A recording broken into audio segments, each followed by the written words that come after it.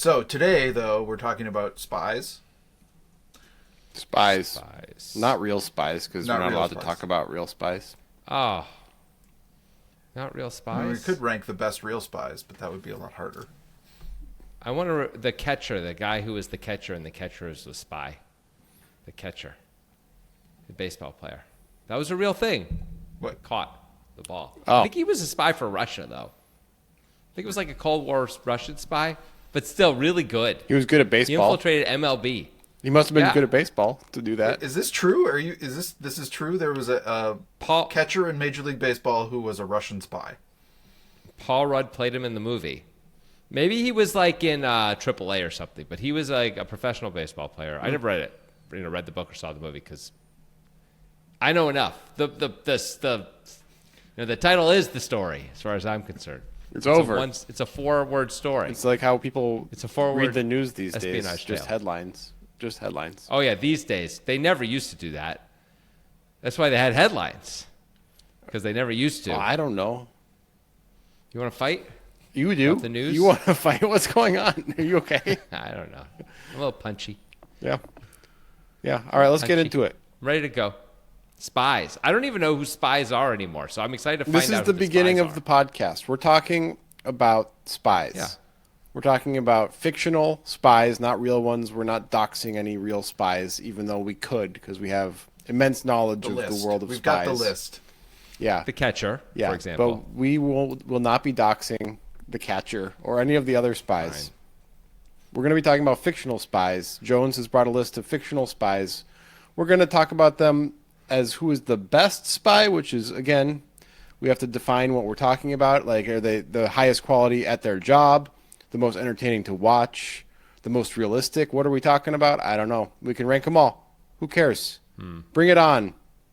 Jones, Yeah, I think that's shoot one at us. all right. I think it's really important for us to actually define what we mean Yeah. by best. So but I'm gonna. Yeah, what do you mean, who cares? What do you mean, who cares? I just we don't- care. I don't Everyone. There's no point in having this conversation if we don't have criteria. So, of course, you care too, you fucking guy. Wow. See, I'm really punchy. Yeah, why are you so punchy today? Who cares? Who cares? What do you mean, who cares? Don't bring no who cares attitude to this. This is about people putting their lives on the line. fictional people in their fictional lives on the fictional line? According to you. According to you. I guess reality is what you make of it, man. Thank you. I'm pretty sure Skyfall is Thank real. It's just as real as you and me. Oh, yeah, James Bond isn't based on the real adventures of Ian Fleming and Her Majesty's Secret Service at all. You son of a bitch. Yeah, Skyfall is based Show on some a respect. thing that happened. It did. I just outed a spy, by the way. It felt great. Yeah. I loved it. Let's do it again. Doxing is really your jam, huh? I didn't know I would feel this alive after I did it. Okay, good. At least we've established that Jonathan enjoys doxing people. Yeah, okay, so best spy, I think it should be most impactful. What? Like, just like the NBA MVP, like which spy makes the most impact on the situation? Like if you replace, I'm just going to use these guys. I don't necessarily think these are the best spies, but if you take James Bond out of the picture, you put Ethan Hunt in, is he going to save more lives or less? Is he going to do it quicker and more efficiently and, use less resources, or use more resources and do it less efficiently and do it slower?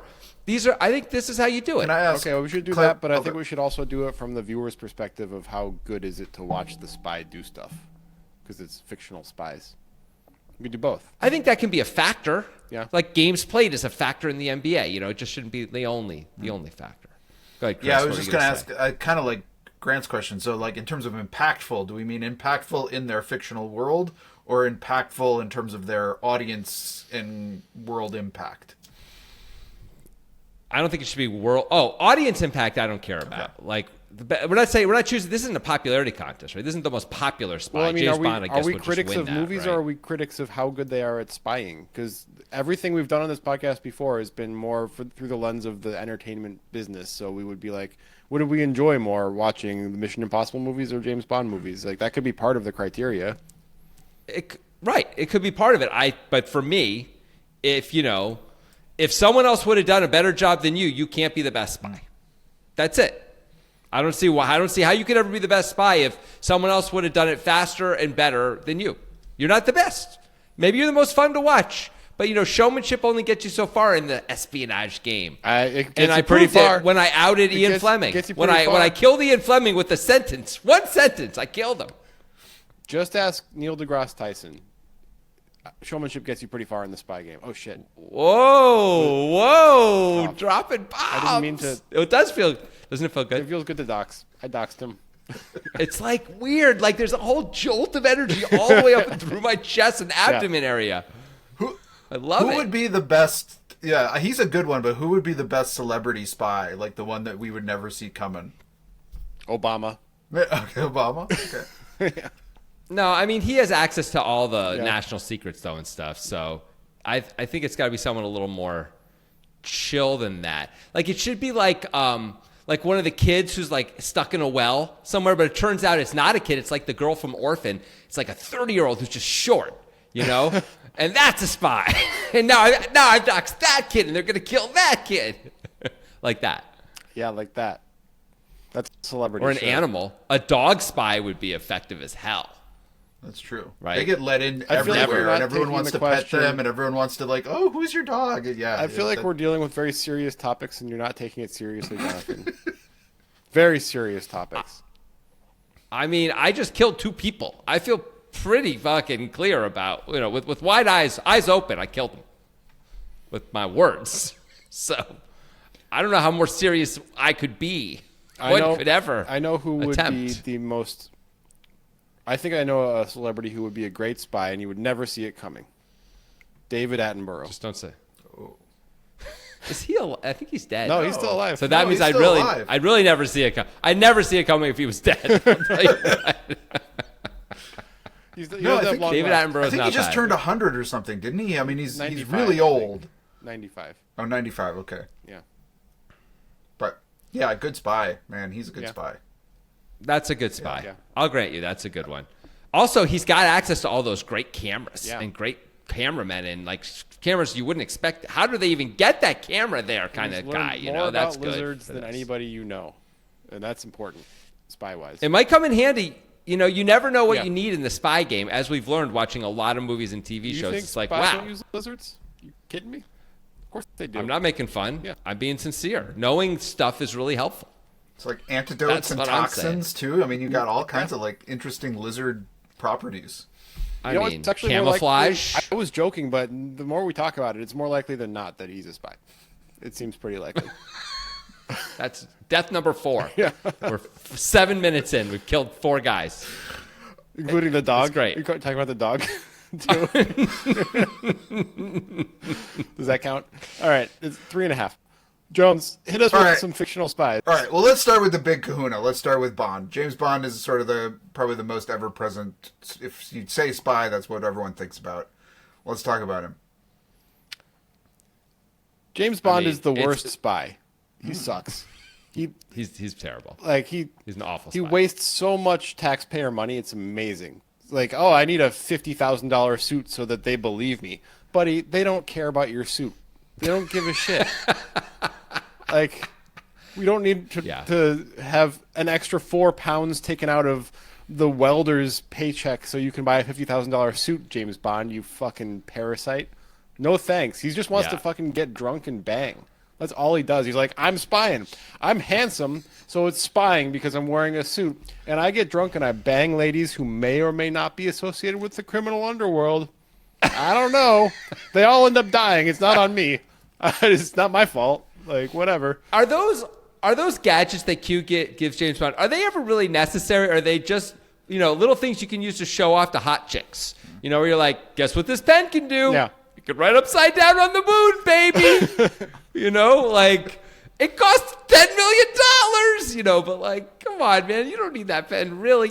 You got your fists. You can What use are a pencil, doing? You're a by spy. the way. Yeah. Yeah, he's the worst. I agree with you. James Bond he's the worst in every way. If we go back through the 26 movie history, there's a lot of Me Too moments, first of all. Let's be clear. Let's be honest about it. Sure. A lot. Yeah. A lot of questionable, maybe he should be canceled type stuff. He's got no loyalty. He goes rogue all the time. Mm-hmm. He never sticks with a lady. ever. They always Except, die. actually, that's not They entirely true. always end up Vesper. dead. Vesper dies on him. Yeah. Sometimes they don't, but Vesper was his one true love, I guess. But she was, by the way, trying to kill him like half the time. It wasn't that great. Yeah.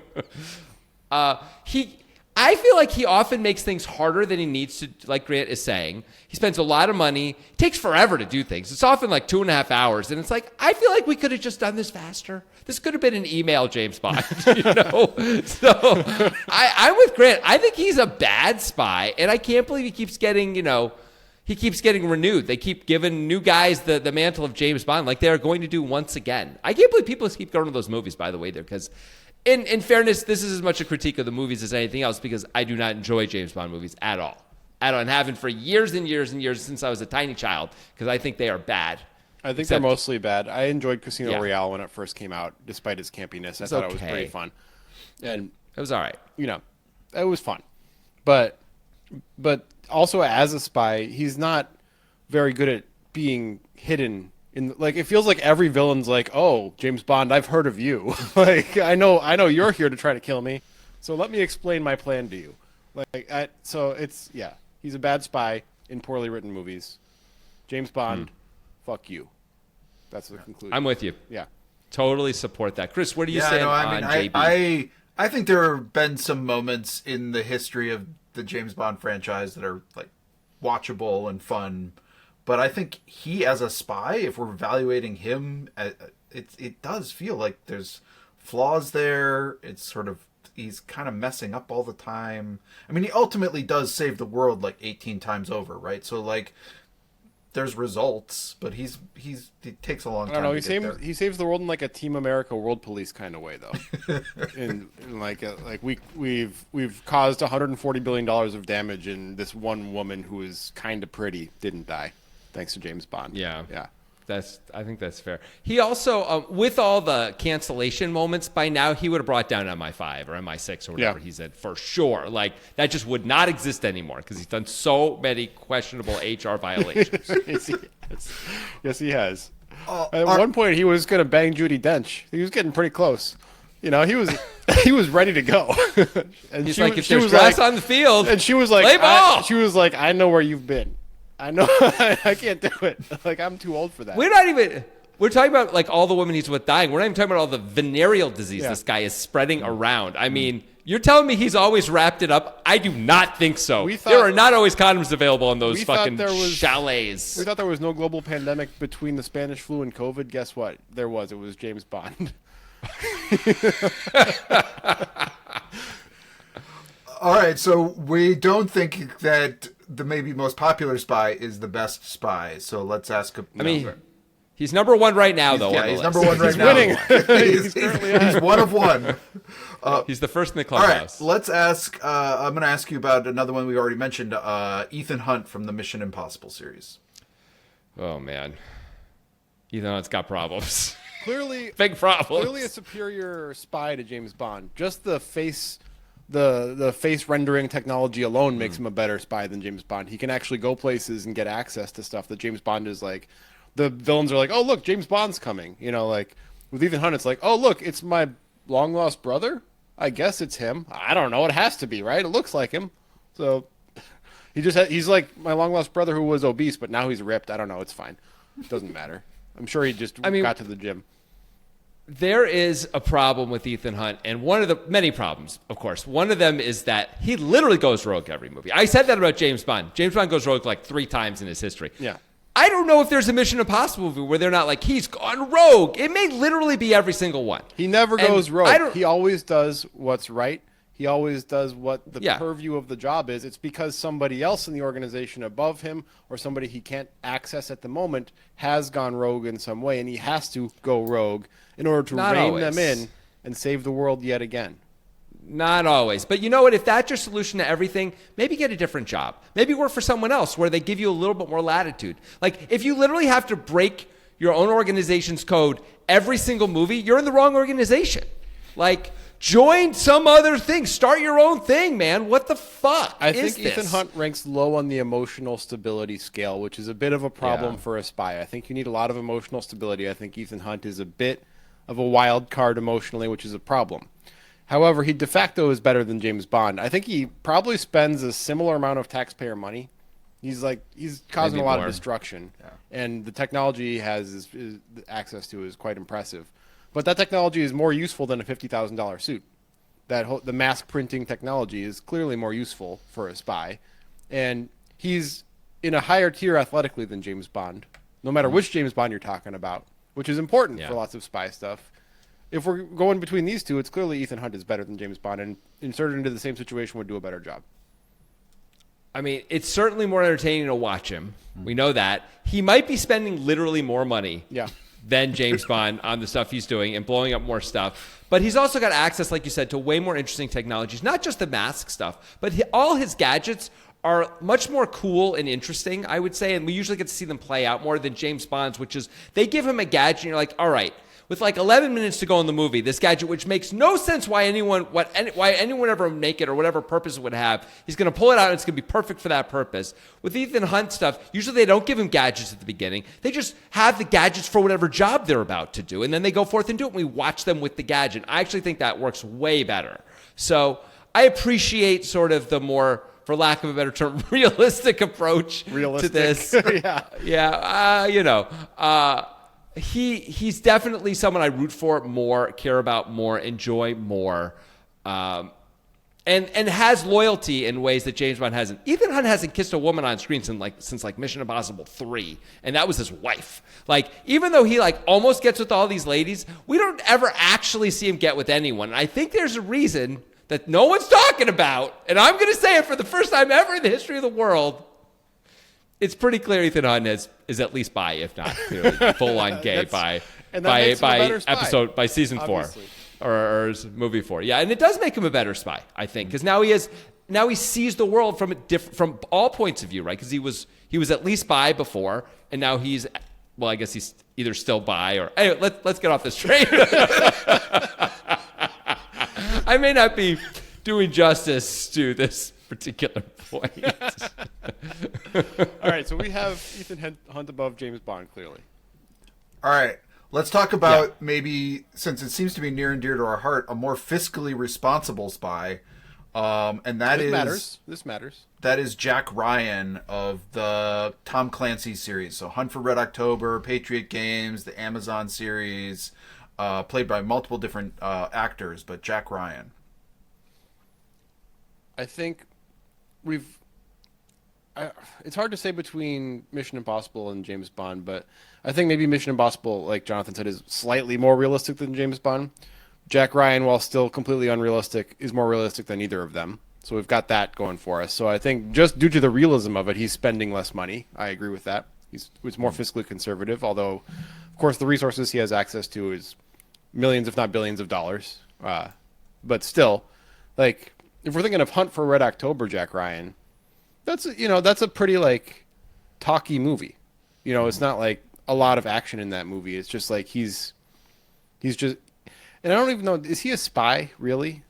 Not in that movie. No. He becomes a spy as I think things get deeper. He's like a diplomat in Hunt for Red October. That's all he is. Yeah, he becomes a spy over the course of his whole career, I believe. Yeah. And I'm not I watched the first couple episodes of the Amazon Jack Ryan series with John Krasinski, and it didn't really hold my interest, so I don't have a lot to say about that version of Jack Ryan. There was also a Chris Pine Jack Ryan, wasn't there? There was a movie. I never saw that. And a Harrison Ford. We've had and an Alec Baldwin. Alec Baldwin, right? Harrison Ford, Chris Pine, and John Krasinski. I think have played him. A lot of white guys. Well, he's Maybe give someone else a chance. You fucks. Okay. Interesting pedestal you're standing on. Anyway, so I think I don't know about his effectiveness though. I feel like he's more apt to lose than even James Bond. Even though James Bond is highly inefficient, I feel like if you put Jack Ryan in the James Bond situation, you'd be like, I don't know how to act like James Bond. I'm fucked. I'm gonna get killed by this guy with one eye. What am I gonna do? It's over for me. You can't. It feels like Ethan Hunt would be way more effective in the Jack Ryan situations than Jack Ryan is, because Jack Ryan is hampered by realism in ways that Ethan Hunt is not, right? Ethan Hunt can hold his breath longer than any human ever has, and also can drive a motorcycle off a mountain and survive, and times a million. And Jack Ryan can't do that kind of stuff, which, in fairness to Jack Ryan, does save a lot of money and makes it more believable, a little less fun to watch, but also means he's less capable than superhuman Ethan Hunt is in these ways. So I think I would take Ethan Hunt over him. Also, again, that mask technology is really useful. Yeah, I think it's a little bit of a cheat code, but it's useful. I think, as far as effectiveness, sure.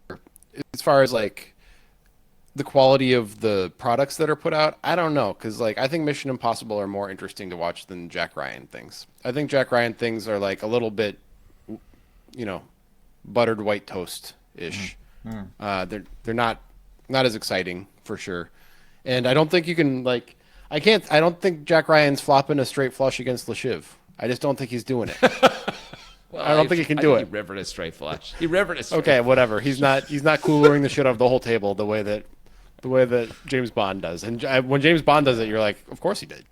Of course Bond can do that. Right. But Jack Ryan's he's got 2 pair, and he's like, I guess I'm all in. Fucking idiot. The other guy's quads, you moron. What are you doing? He's got 2 pair, but his 2 pair is he just has 1 pair and there's a pair on the board. Yeah, and he says, and someone else says 2 pair. He tables his hand, he says 2 pair. Yeah. Yeah, it's not great. That feels really Yeah. fair. I will say this.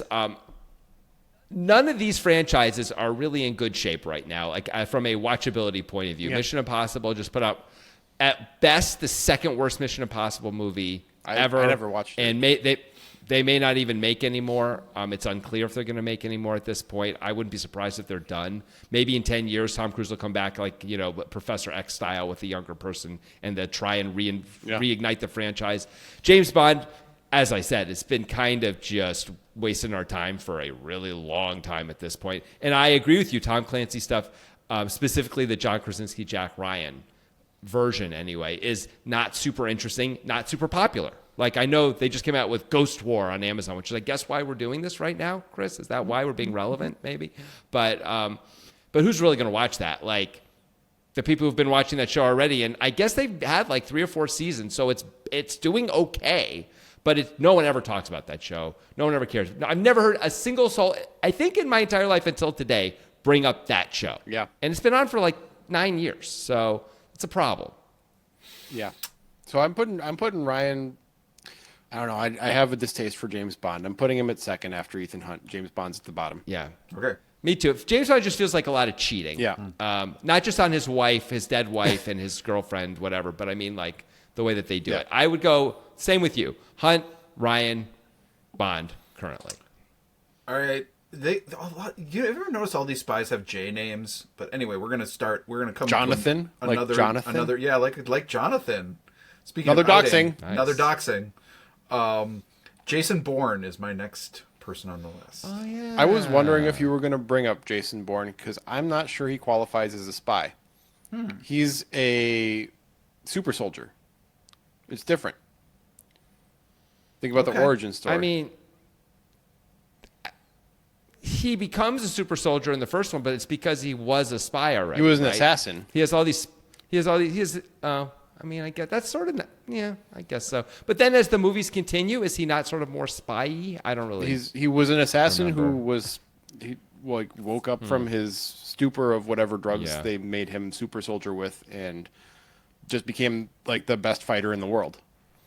Basically. You don't think so? Don't you think government assassin qualifies under the spy label? I think it does. I guess if we're going to be I'm with broad Chris. with it can. I think spy is usually dealing in information, but if we're going to be more broad with it, then we can do that. I vote for being broad. I think of him as a spy. Grant makes fair points, but it is government led, which so that's sort of. I think if you're killing Neil deGrasse Tyson for the government, for example, via poisoned internet connection or something like that, you're a spy. Okay, you gotta break we'll do in. the You broad gotta be quiet. definition. You gotta do stuff. Yeah, We'll do the broad definition. We'll count it. He can be a spy, Yeah. even though he's a super soldier, clearly, but it's fine. Right. He's a spy. Great. He's clearly the best. As far as entertainment value and realism, and if you put him in close quarters with any of the other guys, he's going to win. So Yeah. he's really good at close quarters For fights. sure. Yeah. Oh, those punches and Yeah. stuff. Yeah, really good. Yeah. You're like, he's great at that. I think he's probably the best too. He spends less money than any of these guys by a mile, right? He is shockingly effective. He's incredible at so many things. Yeah. Like, he's really good at stuff. It's more grounded and realistic, but still has a flair, unlike Jack Ryan, which is grounded and realistic and doesn't have a flair. It's kind of like pencil pusher doing his job more than Jason Bourne, as you said, is like a killing machine. Yeah. Do not and he's fuck like the with best that guy. He's like the best driver in the world too. He's like incredible at driving. Like But he's also smart. Yeah. Like he like knows when they're tailing him. He can like set them up, even though these are like government agencies, He's like, where are you right now? Where is she right now? And they're like, I don't know. And he's like looking through a sniper scope, and he can see Julia Stiles is standing right next to the woman, actually. She's lying to me. There's a lot of that kind of stuff. But he doesn't give it away because he's so smart. So I think he's probably the best, too. I think he's the best combination of things. He would probably get all these jobs done on Mission Impossible. Much lower budget. Much lower body count. I think he is the best. With more empathy for his victims, too. It feels like he cares more a little bit. He's got a little bit more of a real human touch to him. Is he the only spy who like falls in love and just, I don't think he has other love interests after Run Lola Run there in the first one, right? I don't think so. Yeah. So like, I think all the rest of them always are, that's a big part of it. Is like, oh, who's the beautiful women they're potentially going to hook up with? And or man, I'm sorry, Ethan Hunt. I don't want to be. He's not just thrust into situations that are desired by the producer. It's like he's a victim of situations and he gets his way out. Yeah, and also one of the things I like about him, this is true for Tom Clancy's guy too, Jack Ryan, is that everything isn't always, and we're saving the world with this fucking guy. Like it's exhausting that Ethan Hunt has to save the world every 2 years or whatever it is, and like everything's on the line every time. This is more like, oh, the government agency may kill my mom. Like that sometimes is the entire big stakes of the movie for. Well, like the initial stakes was like just exposing the program that he was victimized by. Basically, that was the whole thing. Yeah, and they just don't want to be outed, and that's great. Yeah. And so I'm a big fan of smaller stakes that feel big, rather than big stakes that you see it so much they feel small and uninteresting because we know it's not going to happen. Yeah. Right. Instead of like the small thing, which could happen. Actually, it's the world wouldn't end. Like they could allow it, and like our guy could lose sometimes. Now I don't know if he ever does, but he could, and it's more reasonable and realistic too. So I think. This isn't my favorite series of movies. I've enjoyed the Mission Impossible stuff the most of everything we've talked about, but I think he's clearly the best spy so far.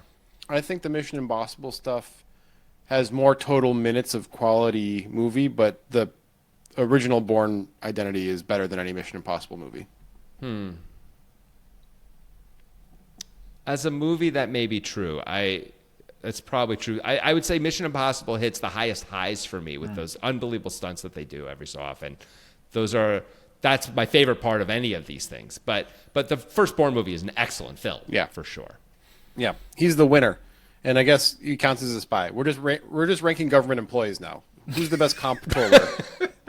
Who's comptrolling the best? No, the comptroller counts as a spy. Yeah, of course. Under the broad definition, the fucking the meter maid counts as a spy. Like, why not? I guess they're not really. There aren't very many. They're spying on your car. Are you breaking the law? I mean, if the government might kill you, if some government may kill you because they find out what you're doing, you might be a spy. You're probably a spy a lot, right? And the meter maid usually doesn't get killed for being a meter maid, but the stuff Jason Bourne does gets him killed by our government or some other government a lot. By the way, can't wait for that 2027 movie featuring Kevin Hart called The Meter Maid, where he's just a guy who gives parking tickets but gets thrust into the high-stakes world of American spying. I mean, that's absolute reasonable pitch that you can make to Netflix tomorrow. That's a guaranteed $150 million profit at a minimum. That movie will do perfectly fine if you can keep the budget down. Yeah. $40 million budget with give Kevin Hart some of the back end. That's a winner. Yeah. That is totally a winner. The Meter Maid's such a good title for that, and you have him in the little outfit, all short, but then big guys with guns like this, and he doesn't even realize it, or he's all. I mean, that's we a just poster. made $1 million. Yeah, that's greenlit right here. I think you should pitch it. I don't even like Kevin Hart movies. And I mean, I wouldn't watch No, it, of but I course would not. make it. But you know that they would make it. You know. Oh, yeah. I would make it. Yeah. Yeah, if you wanted money. All right, I got one more movie spy, and then I've got a couple of TV ones that maybe are a little less known. But this one will probably be very polarizing, but it is our only woman on the list. Natasha Romanoff, Black Widow from the Marvel Universe. She is a spy for sure. Yeah. We see her doing spycraft in the Avengers movies. Not a whole lot, but there are multiple scenes of her interrogating people, often when they don't realize it, which is one of her talents. And it's actually some of the best stuff in the Avengers movies is when she is talking to someone who thinks she's in trouble, and at the end she says, "Thank you for your cooperation." And she's gained information, and even we as the audience don't really realize that it's been happening. It's pretty beautiful. She has a few other, I think, spycrafty type things, but we mostly don't see her do that kind of stuff, mostly, sadly. If anybody's going to beat she's also Jason dead. Bourne in close quarters, it would be her out of this group. She would be the best at fighting close quarters against Jason Bourne, I would think. Yeah. But let's recap the list, though. We have Bourne at the top, right? Mm-hmm. And then we have Ethan Hunt, and then Jack Ryan, and then James Bond.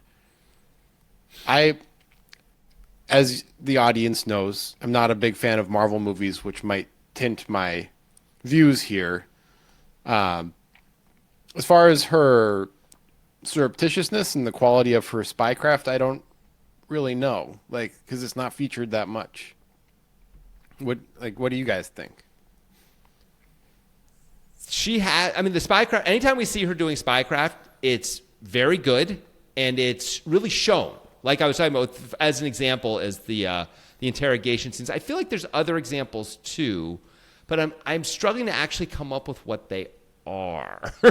So is it just a few interrogation scenes and everything else is more like she just fights?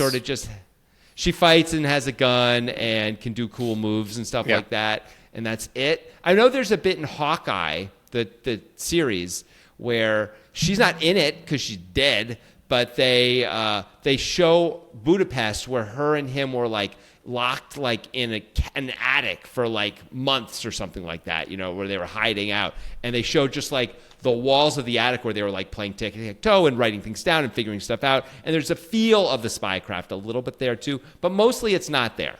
And then when I think about the Black Widow movie, it's kind of non-existent also. It's not really about spycraft at all, which is too bad. And the movie probably would have been better if we had some of that, now that I think about it. So it's hard to give her too much credit as an actual spy. I still enjoy her more than at least a few of the people on this list. I would not put her at the bottom. Maybe it's a little unfair because she has so little actual spy work to her name. She's the least screen time by a lot of all of the people that we've talked about. Yeah, but she does have her own movie called Black Widow. So there's that. Mostly not being a spy, though, like we're saying. So, I don't know. But I guess if Jason Bourne, super soldier, can be a spy, she certainly at times has worked for the government. She's actually worked not just for the government, she's worked for other sides. She's worked for Russia. She's done some dark shit. She feels really guilty about it. It messes her up. It's actually why she dies in Infinity War. She sacrificed herself because of everything she's done in her life, and she thinks she doesn't deserve to live. And Clint has a family. Hawkeye has a family. And so she's like, I will not let you die. I am killing myself. This is how this is going. And does successfully kill herself. There's something kind of sweet about that, but also dark about it's that bad for her, basically. So, I don't know. She's a pretty compelling character at times, at least. A little two-dimensional, but so is James Bond, right? So is Jack Ryan to some degree. I think I have her at third. I think I just have her behind Ethan Hunt. Where do you got her, guys? And I'm going to put her at fourth behind Jack Ryan because of Alec Baldwin, Jack Ryan. Because of The Hunt for Red October. Yeah. That's the diplomat version. Yeah. Yeah. That's definitely the best Jack Ryan, right? That's the best Jack Ryan movie for sure. Yeah. Yeah. Okay, well that's exhausts kind of I think the big people that most people would talk about, but I kind of wanted to bring up some names just to throw out there, and I think if we haven't seen them enough or don't want to talk about them, we can just kind of skip them. But I've got some TV names which I think are actually fairly compelling. So I want to start with another J name, Jack Bauer from 24. Ooh. Oh, of course. I mean, that is a legit spy right there. Well, in the same way that Jason Bourne is, sort of. I mean, he's a counterterrorism guy. It's a little different. He heads the counterterrorism unit of Los Angeles. Okay, that's true. I can't fight it as hard. I was ready to fight it, but I don't have anything. No, he's just a cop. It's like he's like a high level cop. But he tortures people, so it's okay. He sure does. I mean, Jack Bauer. Boy, does he torture people. 24 is such a revolutionary show, and I did rewatch the first season of 24 about 2 years ago, and it's a fun watch. Like, I want to watch the next episode every time an episode ends, but it's also just ridiculous. Just completely not that we're not talking about ridiculous things with these other movies, but realism. It's got the veneer of realism, but there is no realism here at all. It's just like impossible, basically, all the stuff that happens. Yeah. But as far as his effectiveness, he's probably at the bottom. He's a sloppy motherfucker. This guy, he's like nearly dead like 5 different times a day. He almost dies, and he's like missing all sorts of signals and getting fucking bamboozled by people all the time, and just tortures his way out of it every time. He just finds somebody's wife and shoots her leg, and he's like, "Okay, I'm better. I figured it out now. I shot a woman. I did great. Who's my best friend?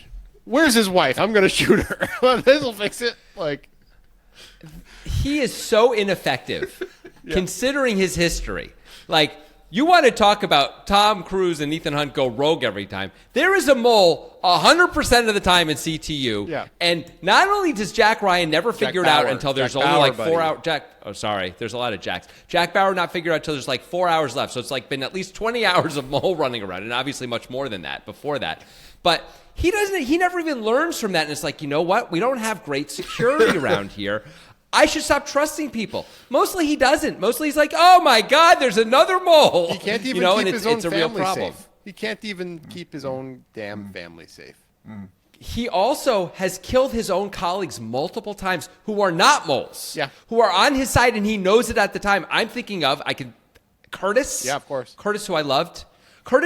He kills Curtis when he absolutely doesn't have to, by the way. Curtis is threatening to shoot a terrorist who's killed like so many people. Curtis has him, and Curtis wants to get revenge because of the horrible things Curtis, I think, has done to like Curtis's family or something. I don't remember. And Jack is got his gun. He's like, don't do it, Curtis. And Curtis is like, I can't let this animal live. And Jack just shoots Curtis in the head, and we go on like it's fine. Curtis, who we've fought with and been with, you could have shot him in the leg or the arm, or not shot him and let the terrorist die. There's so many better options than shoot Curtis in the head and kill him. And then later on, several seasons later, his boss, the terrorists are like, you have to shoot your boss in the head, outside this train station or something, for the next thing to happen.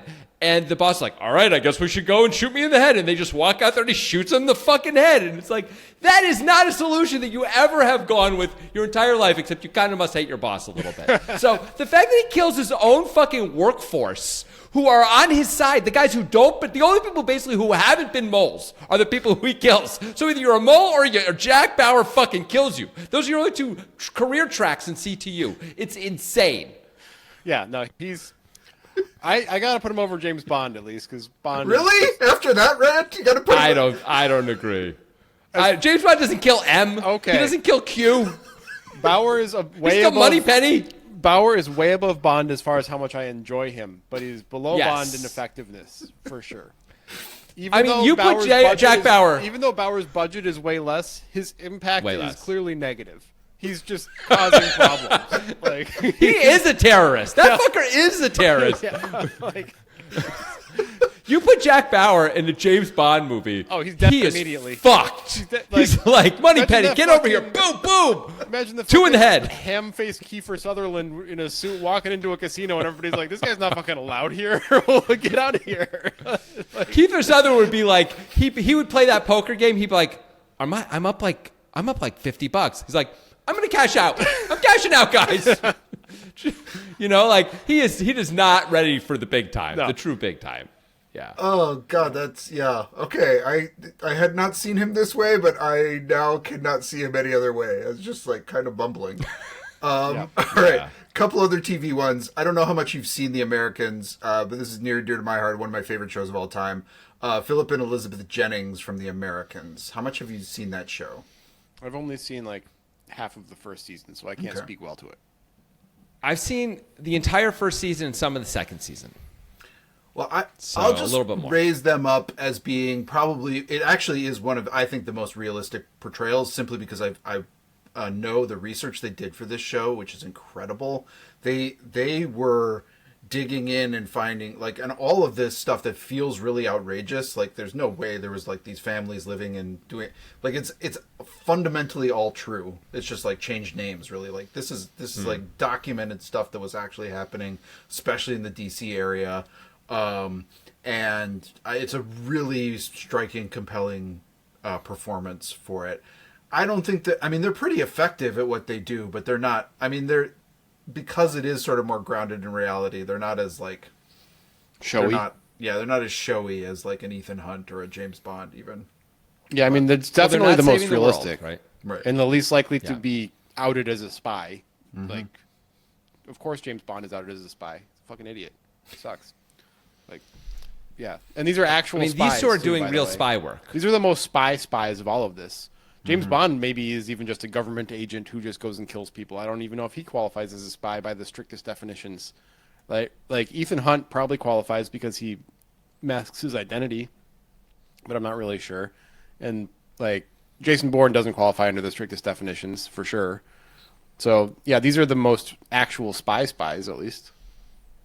They are really good at what they do. They have a very, very narrow purview, but they're extremely effective in it. And I think that show ran for 5 seasons, and they only got found out near the end of season 4 or something, I believe. And they've been doing it for a long time, and they're pulling this off, even though they're Russians. It's their kids don't even know. It's pretty good stuff, and they are doing some key shit. They're getting like a book with a listening device in the ambassador's fucking office, and it's lower level stuff, like we're saying. But the budget is essentially nil for them, and they're making it work. They're like Tim Gunn, that's a Project Runway reference for you, yeah. They're actually very good spies, and they are more interesting than James Bond. I'm going to put them ahead of Black Widow personally. Yeah. Even though they're not spending a lot of money and all that. I can't put them ahead of, who's our number 2? Ethan Hunt. I already forgot. Ethan Hunt. I can't put him ahead of Ethan Hunt. He does a little too much. He's a little too athletic, but they're the real deal. Yeah. All right, I got 2 more. Okay. This is maybe also one we can just skip if you haven't watched much of it, but I think it was a popular show for a while, which is Sydney Bristow from Alias. I did not watch that show. It looked so fucking dumb, so I didn't watch it. I did watch a little bit of it, but I remember the problem with Alias for me was every 6th show, another person on the team would betray, and it was always like a twist on a twist on a twist on it. It wasn't like new twists. It was the same twist, just continuing to twist. So the bad guy was the good guy, was the bad guy. Now he's the good guy again, and they just kept going back and forth, and I got bored of it. She's very athletic. She really is doing spy work and spycraft. The action scenes were great for TV at the time. It was really impressive for a network TV show, I think, at the time. J.J. Abrams' biggest breakout, I mean, Felicity was before that, but this really opened him up to being the J.J. Abrams that we know. Jennifer Garner wore a lot of costumes and stuff and snuck into places, right? She did a pretty good job with it, I guess. I don't know. She was pretty effective. Also, low budget. I'm not going to rank her because I don't know anything about it. Yeah. Yeah, I think she's a better spy than it was a good show. That's my take on it. Like, I think, I agree with you, Jonathan. Like, the show just got kind of tiresome, and over time, it was just, kind of the same thing, and there were too many, back betrayals that weren't surprising, and it was just kind of boring. But, I mean, she's doing, kind of like The Americans, although on a just a more, fanciful, level, cosplay level. She's doing all the, sneaking in places and different characters and being different people without the facial technology, but just changing herself up. So I mean, that's kind of cool on the spy level stuff, but yeah, I put her lower than some of the other ones. It works against her that Alias had so many episodes. That was back when they were doing 22 episode seasons. And I think it ran for 5 seasons. It's 100 episodes, and in every episode she has to have a big fight, right? Every single one. So even the Mission Impossible movies, there's only 8 of them. There's probably 20 big fights in all of it, something like that, 25. Like, Alias is up 4 times as much at least, and it's coming. It's got to come at a certain time. So it's just mostly less interesting because of that, I would say, over time. Like, in the beginning, it's cool and exciting for a little while. By the way, Bradley Cooper had a small part on that, and that was like the beginning of Bradley Cooper being a thing, too. He was like the nerd. Good for him. He was Good the for nerd, him. like computer guy. All right, last one. This is a show that has kind of really taken off. I think it's kind of got a cult following. This is Jackson Lamb from Slow Horses. Have you watched that much? Okay. I've seen all of it. I've only seen a couple episodes, so I can't speak deeply on it. He's really interesting because he is, like, could be, in terms of all these people, seems like he could be one of the most wildly effective, but he's just been sort of sidelined. But every time he's asked, or every time it's demanded of him to show up and do something really important and really cool, despite all his flaws, he does it. And it's pretty cool when he actually puts his mind to it, but he just never does it, really. Yeah, Jackson Lamb, we see a little bit of his spycraft at times, for sure. We also hear stories about it. He tells a story in the most recent season, which is, you come to find out is about him. And it is a heartbreaking story, but it's a story about him being so on mission that even as he's being tortured and they're threatening the love of his life, and they kill the love of his life in front of him, he still never gives up the thing, to the point where they're just sure he can't know it, because no one would have ever gone that far. They burned the bottom of his feet, past recognition, and they killed this woman in front of him, and still he just says he doesn't know. But it turns out he did know, and he was holding it out the whole time. And so in that way, he's the platonic ideal sort of a spy. He's also understands how the game is played in ways that none of these other people do, because he's at the higher levels. He understands the administration part of it, how you work, the other I don't know if they're companies exactly, but the other iterations of spy within MI5, because they're like the sideline part of it, but he's dealing with the main part of it a lot, and he's got to work them, and sometimes he's got to trick them, sometimes he's got to work with them, he has to negotiate with them, and he's very good at all of that. He also kind of knows where the bad guys are going to be.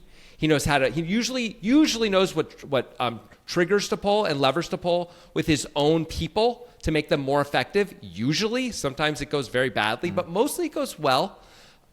He's a smart dude, and he feels like he would be the most difficult person if they decided to turn evil out of all the people we've named to actually defeat. I think he would be the most successful because he understands the game at all the different levels. Most of the people we're talking about only understand the game at the level they're playing. He's played all the levels of it, and successfully. Yeah, like that. So where do you rank him? I put him at the top. I think he's actually the best of the spies. Okay. I can't rank him, so I have Jason Bourne at the top. I have another person. Okay. By the way, Chris, where do you put Jackson Lamb before? I like what you said there, and I thought he's such an interesting character because he is sort of so different from all these others. But yeah, right? Like he's the guy you want in charge of the spies. He's the guy you want pulling all the chess pieces and figuring out where everything moves. And maybe that puts him at the top. He's not going to beat Jason Bourne in a fight, but he's might be able to. If you have 6 Jason Bournes on the playing field, he knows how to move all the levers and make it all happen. He'll take down Treadstone faster than Jason Bourne. Yeah, is what I would say. So even though he won't win any of those fights because he's an old man, but he'll still be more effective on a dollars per or minutes per spy utility. All right, yeah. Let's talk about anybody we left out. I mean, you left out a really obvious one, right. who is I think, a pretty famous, well-known spy. That's Sterling Archer from Archer. He's 13 seasons of frickin' Archer. His effectiveness is low. He's everybody knows who he is, and he's an extreme alcoholic. Yeah, he also may just not show up to work because he found a monkey that he really likes hanging out with and hangs out with the monkey for weeks on end. That is true. He is very good in a fight when he's trying. Very, very good. Very bad at the impersonation and camouflage stuff, although he tries. Very, very bad at that. But quite good in a lot of situations too. Like screws up a lot, but also saves the day sometimes. He's better than Jack Bauer. I'll give him that. Yeah, that's probably about it. I want to shout out to one that never was, that I wish was, and I've talked about this with Jonathan. He's seen it too. There was a pilot of a show that Sean Bean did after he was killed off of Game of Thrones. It was called Legends. And the pilot was fucking amazing. But then they didn't know where to go with it. But the premise was so good. I wish this guy was one of the spies that we were talking about. So the premise is Sean Bean is a guy who works for the government as a spy, and he inhabits these identities. And he's got many identities, which he calls legends. And what you learn at the end of the pilot episode is he doesn't know which one is really him anymore. He no longer knows who his real identity is. He's so lost in his legends. And then is he a spy, or is he more just an undercover agent? What's the difference? I mean, we're letting fucking counter-terrorist unit guy be a spy. What are you talking about? All right. Anyway, I just wanted to shout out to that pilot of that episode of that show. So it just got canceled after that one episode? It had multiple episodes, but it sucked. Like every other episode, they had no idea where to go with it. It's just like a great premise that they had no idea where to go with. Unfortunately. What a shame. You often make the pilot, and then you find out that you're getting picked up, and then you have to actually go make the show, right? The West Wing guys, Aaron Sorkin and company, they made the pilot, and they were really proud of it, and then they found out they got picked up, and they were depressed because there's no way we can do that again. We have no chance of making a show this good as that pilot. We're screwed. And then it turns out they were fine. But that's a very normal thing. So, what? But Legends was fucked. Like, they made a great Legends pilot. was fucked. And you'll see this a lot, though. Yeah. The pilot is often one thing. That's why the pilot sometimes has a really different vibe than the rest of the show, too. And sometimes, by the way, characters either die or don't die and, come back. Or, weird things happen from pilot to rest of show sometimes, especially in the earlier days. Now they often do a lot of straight-to-series pickups, too. So they're just like, yeah, give us 10 of those. And so you don't have to make a pilot.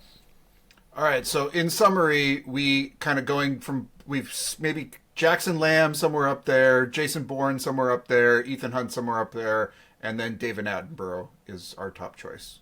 Of course. Yeah, number one, because you would never expect it. And he's got that lizard knowledge. I got a chip away at the work. I got a bigger play to rehearse. I gotta live today like I'm in the race. Show the world I know my own worth. Heavyweight to burden, I persevere. Been persevering since birth. Fight for what we deserve until we reunite Mother Earth. We're rewriting the rule book, rewiring our brain.